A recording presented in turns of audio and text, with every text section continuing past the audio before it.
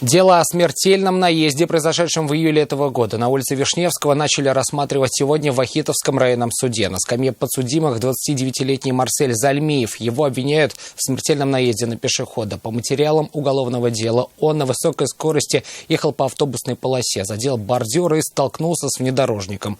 После чего его автомобиль совершил несколько кульбитов, подмял под себя 48-летнего мужчину и остановился. Все подробности в репортаже Айрата Назипова.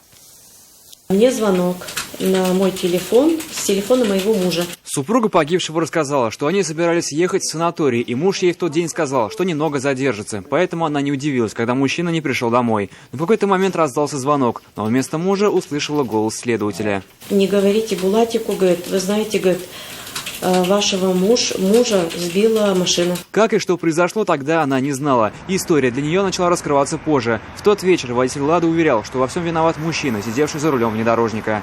Меня подрезал Land Cruiser, и меня от удара вынесло и перевернуло туда. А как человек шел, я уже не знаю, меня уже перевернуло. Но он, походу, шел мимо, наверное, или что. Однако водитель «Тойоты» был совершенно другого мнения. Почувствовал удар в заднюю правую часть и увидел с правой стороны, увидел, что автомобиль кубарем летит. В крови водителя «Лады» обнаружили следы запрещенных веществ. Следователи предположили, что за руль молодой человек сел в состоянии наркотического опьянения. После этого его взяли под стражу. Свидетели уверяли, что в тот момент он выглядел совершенно адекватным. Слушание дела перенесли на 27 ноября. Тогда планируют допросить эксперта, лаборанта и нарколога.